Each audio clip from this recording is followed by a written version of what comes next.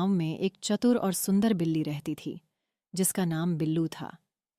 वह दिन भर धूप में सोती, चूहों का पीछा करती और बगीचे में खेलती रहती। उसी गांव में एक शरारती बंदर भी रहता था, जिसका नाम मंकी था। मंकी हमेशा पेड़ों पर उछल कूद करता, लोगों के घरों से फल चुराता और सबको परेशान करता रहता। एक दिन मंकी ने बिल्ली को एक दीवार पर आराम करते देखा। उसकी गर्दन में सुंदर लाल रिबन बंधा था। मंकी ने शरारत सोची। उसने झपट्टा मारकर बिल्ली का रिबन छीन लिया और पेड़ पर चढ़ गया। लेकर दिखाओ बिल्लू। हाँ हाँ हाँ, वह हंसता रहा। बिल्लू गुस्से से फुफकारी, लेकिन उसने हार नहीं मानी। वह भी पेड़ पर चढ़ने लगी। जैसे ही वह मंकी के पास पहुंची, बंदर एक डाल से दूसरी डाल पर कूदा, लेकिन फिसल गया। मंकी सीधे नीचे कीचड़ में जा गिरा। बिल्लू ने मजाक उड़ाने की बजाय उसकी मदद की। उसने कीचड़ साफ किया और पूछा, चोट तो नहीं लगी? मंदी को अपनी गलती का एहसास हुआ। उसने शर्मिंदा होकर कहा, माफ करना बिल्लू, मैं तुम्हें तंग कर रहा था। उस दिन के बाद बिल्लू और मंकी अच्छे दोस्त बन गए। मंकी अब फल चोरी नहीं करता था और बिल्लू उसे चुपके से चलना सिखाती थी। साथ मिलकर उन्होंने गांव के कुत्तों को भी सबक सिखाया। शिक्षा, दयालुता और माफी से दुश्मन भी दोस्त बन सकते हैं। समय पहले की बात है। एक घना जंगल था, जहां एक शेर राजा के रूप में रहता था। वह बहुत बलवान और गर्वीला था। एक दिन शेर गहरी नींद में सो रहा था। तभी एक छोटा सा चूहा खेलते खेलते वहां आ गया और शेर के शरीर पर दौड़ने लगा। शेर की नींद टूट गई। उसने गुस्से में चूहे को अपने पंजों से पकड़ लिया और जोर से दहाड़ा। तूने मेरी नींद क्यों खराब की? अब मैं तुझे खा जाऊंगा। चूहा डर के मारे कांपने लगा और बोला, महाराज, कृपया मुझे माफ कर दीजिए। मैं बहुत छोटा और निर्दोष हूं। यदि आपने मुझे छोड़ दिया तो मैं भविष्य में आपकी मदद जरूर करूंगा। शेर को हंसी आ गई। वह बोला, तू एक छोटा सा चूहा मेरी मदद करेगा? खैर, जा, मैंने तुझे छोड़ दिया। कुछ दिन बाद शेर जंगल में शिकारियों के जाल में फंस गया। वह जोर जोर से दहाड़ने लगा। तभी वहीं से चूहा गुजर रहा था। उसने शेर की आवाज सुनी और तुरंत वहां पहुंचा। चूहे ने अपने तीखे दांतों से जाल को कुतरना शुरू किया। थोड़ी ही देर में शेर आजाद हो गया। शेर ने चूहे से कहा, आज तुमने मेरी जान बचाई। मैं तुम्हारा हमेशा आभारी रहूंगा।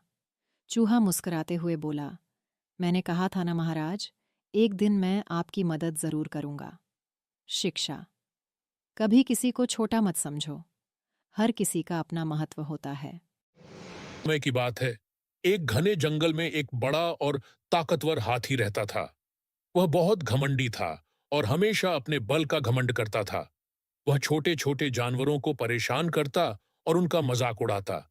एक दिन वह जंगल में घूमते हुए एक चींटियों के बिल के पास गया।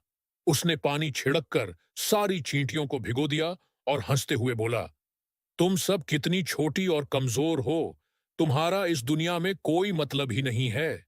चींटियां बहुत नाराज हुईं, लेकिन शांत रहीं। एक छोटी सी चींटी बोली, हमें कमजोर मत समझो हाथी भाई, घमंड अच्छा नहीं होता। हाथी हंसता हुआ चला गया।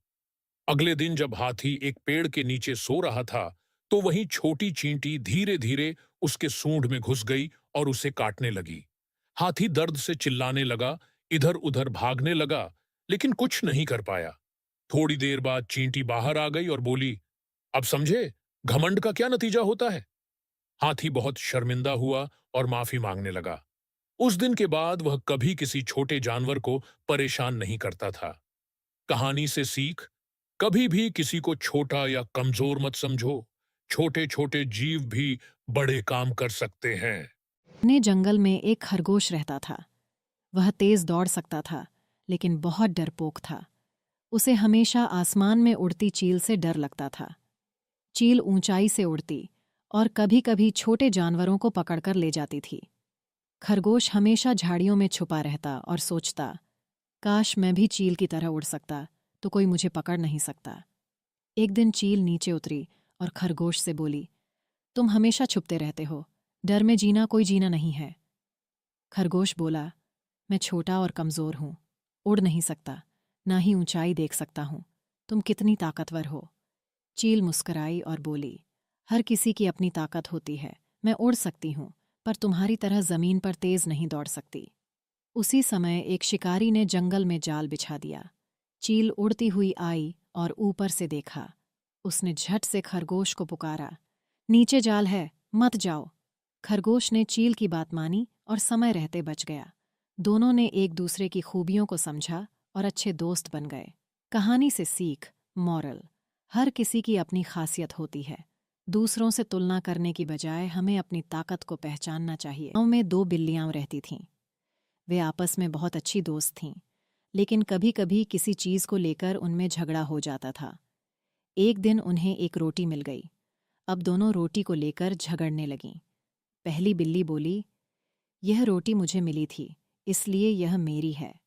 दूसरी बिल्ली बोली, नहीं, हमने इसे एक साथ देखा था, इसलिए यह हमारी है।